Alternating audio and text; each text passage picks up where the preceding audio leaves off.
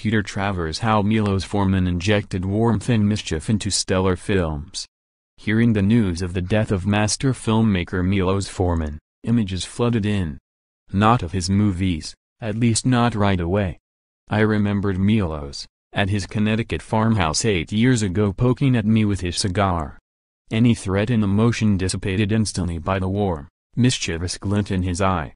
Influential Man on the Moon, People vs. Larry Flynt. Filmmaker highlighted fringe members of society. I was there to talk of his career, of all those Oscars he won for One Flew Over the Cuckoo's Nest and Amadeus, and the success of his early Czech films, Loves of a Blonde, The Fireman's Ball, that brought him to America. Milos was having none of it.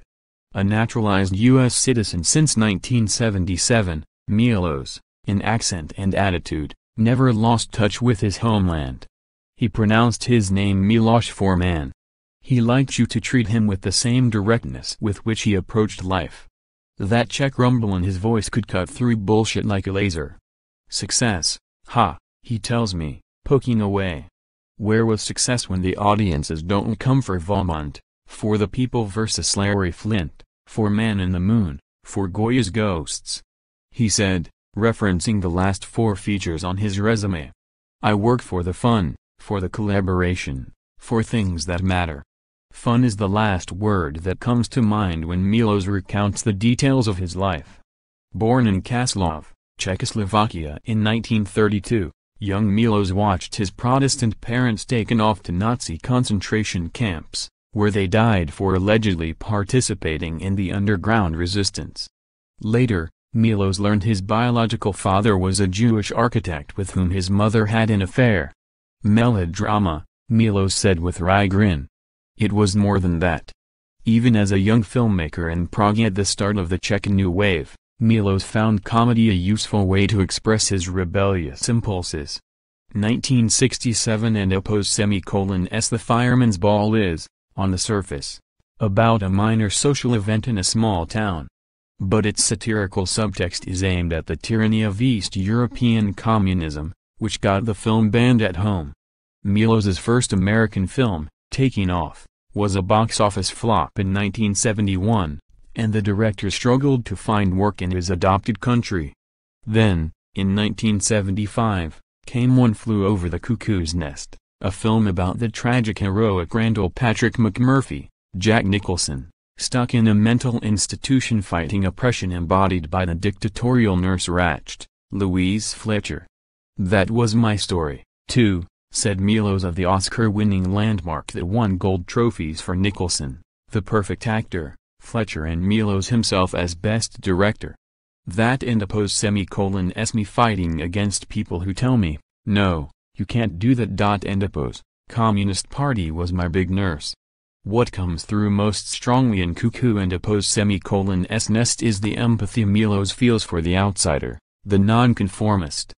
Hollywood was surprised my next film was the musical Hair, said the director. But what musical is more nonconformist than Hair? And so the director, who once declared, Faces, that's what I care about, human behavior, moved further into adaptation. I wanted story, structure, Milos said about his film adaptations of El Doctor and oppose Ragtime and Peter Schaffer and oppose theatrical Bonfire Amadeus. The latter film, which no one wanted to finance, adds Milos, also won a Best Picture Oscar and another Best Director prize for Milos. We talked about the scene in which composer Salery, Oscar winner F. Murray Abraham, listens in horror to the music played by Mozart, Tom Hulce, whose genius he now knows he can never approach. Okay, you and oppose rewrite, Milos said with a laugh. I and oppose am still all about faces, no dialogue, human connection. As for the ephemera of awards and box office gold, Milos is grateful but dismissive. It and oppose something I can't control, he said. He also can and oppose control the criticism his films receive. Some people don't like that I make a film about Larry Flynt, a pornographer they think deserves no credit for fighting censorship, he said. I do. Milos said that Man on the Moon, about the late comedy avant-gardist Andy Kaufman, touches me most personally. He named his twin sons with his third wife Martina Zbrilova Andrew, for Kaufman, and James, for Jim Carrey, the actor who played Kaufman, and his alter ego Tony Clifton. Many people don't understand Andy, Milos said, shaking his head. Many people don't and oppose T understand me. But what fun, a favorite word for Milos, to achieve a deeper understanding of his art by using the legacy of his films. I hadn't oppose T seen Milos since our meeting at his farm, yet the most indelible image I have of him is the first one decades ago when we first met. I was just starting out writing about movies and Milos was doing publicity for Ragtime. He was in the company of the film and opposed